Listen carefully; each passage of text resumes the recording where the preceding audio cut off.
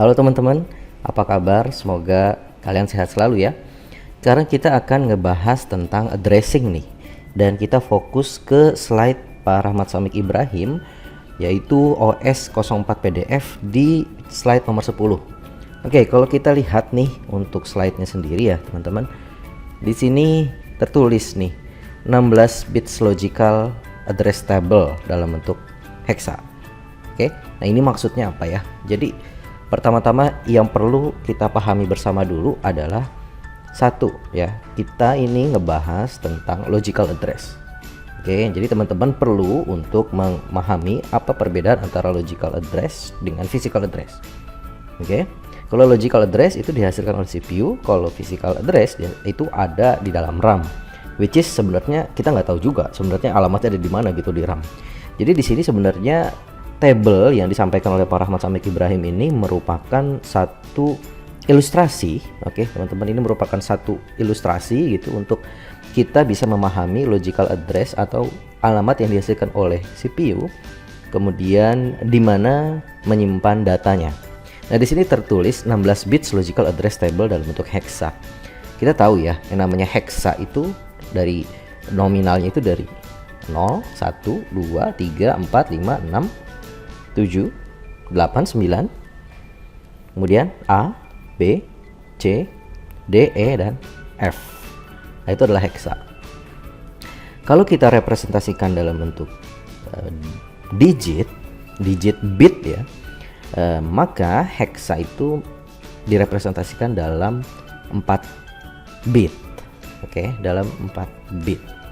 Nah, sehingga di sini seandainya ada 16 bit logical address table gitu ya, atau logical address, jadi alamat logiknya itu terdiri dari 16 bit, maka sebenarnya ketika kita representasikan dalam bentuk hexa, maka di sini kita membutuhkan 4 digit hexa, di mana di masing-masing satu digit hexa itu terdiri atas 4 digit binary atau 4 digit bits ya. Jadi kalau kita lihat di sebelah kiri, kolom sebelah kiri ini teman-teman, di sini dia ada 16 bit. Oke, 16 bit logical address dan dituangkan dalam bentuk hexa. Oke, dituangkan dalam bentuk hexa. Nah, di mana satu hexa itu terdiri dari 4 bit biner gitu ya. Jadi di sini ada 4 buah digit dan satu digit terdiri dari 4 bit.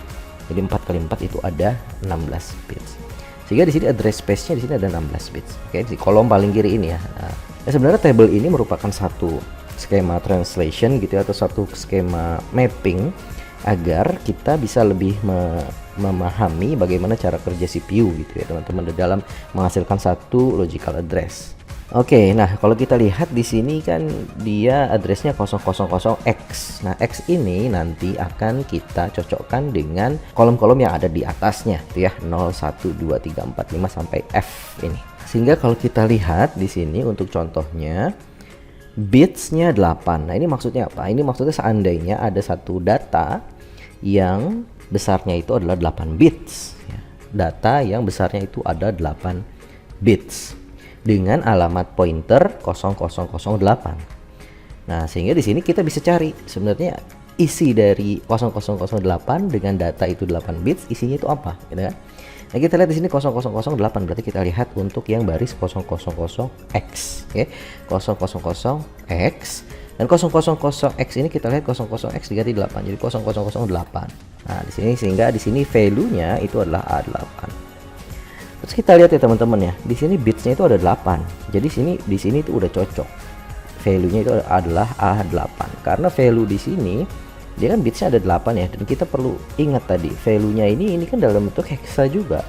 Dimana satu hexa itu isinya 4 bit. Nah, kalau di sini kita ada 8 bit, maka hexa yang diperlukan adalah 2.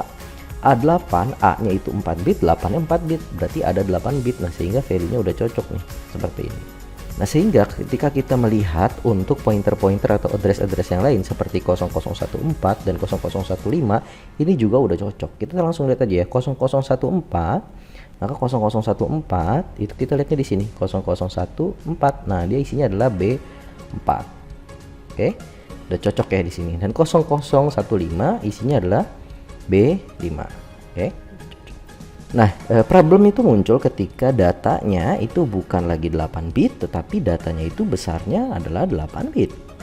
Nah, maksud saya 16 bits. Nah, ketika datanya itu 16 bits, maka isi dari pointer itu ya 0014 0014 ini kan 0014 ya teman-teman ya, 0014. Nah, dia kan B4 nih. Tadi sayangnya kalau B4 itu baru 8 bit. Nah, 8 bit yang lain di mana? 8 bit yang lain itu ada di alamat setelahnya, which is adalah B5. Nah, sehingga B5 ini isinya juga kan 8 bit juga. Jadi 8 ditambah 8 itu sudah 16 bits. Nah, sehingga itu sudah cukup sesuai ya, teman-teman ya. Jadi di sini 0014 dengan data jumlahnya 16 bit, isinya adalah B4 dan B5. Tinggal bagaimana kita merepresentasikannya ketika ketika CPU itu mengeluarkan satu buah alamat. Di sini ada dua kaidah di dalam representasi data tersebut, teman-teman. Yang disebut pertama itu sebagai Little Endian, yang kedua disebut sebagai Big Endian. Nah, Endian, N itu kan berarti akhir gitu ya, akhir. Nah, kita perlu tahu kalau little itu kan kecil. Jadi kalau Little Endian itu artinya di akhirnya itu justru nilai yang kecil. Oke, kalau Big Endian berarti endiannya itu ya, n-nya itu justru yang nilainya besar. Ya misalkan gini, 230. Nah, nilai yang kecilnya itu kan adalah 0, kemudian semakin besar adalah 3, yang paling besar adalah 200-an, 30-an, 01-an, 230. Endiannya itu adalah 0. Nah, seandainya kita tulisnya 230 gitu ya. Nah, itu kan berarti dia menggunakan kaidah berarti little endian gitu ya. Nah, kalau kita menggunakan kaidah big endian, artinya duanya itu ada di sebelah kanan nantinya. Nah, seperti itu. Jadi di sini perlu kita lihat. Untuk 0014 gitu ya, dengan menggunakan kaidah little endian, yang kecil ada di akhir. Jadi untuk dia B4, B5 karena yang kecil ada di akhir, maka kita tulisnya menjadi B5, B4. Oke, B5, B4. Nah, begitupun sementara itu untuk ketika dia berupa big endian seperti ini ya, big endian, maka di sini kita balik, dia menjadi B4, B5. Oke, B4, B5. Seperti itu, teman-teman. Dan itu adalah untuk kasus 16 bit. Nah, sekarang bagaimana seandainya datanya itu 32 bit?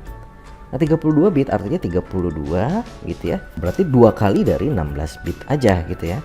Nah, dengan demikian address yang dibutuhkan untuk mengisi datanya itu adalah 4 buah address gitu ya. Sehingga di sini untuk 0014 dan dia 32 bit dengan kaidah little endian, kita bisa lihat dia mendapatkan B4, B5, B6 dan B7.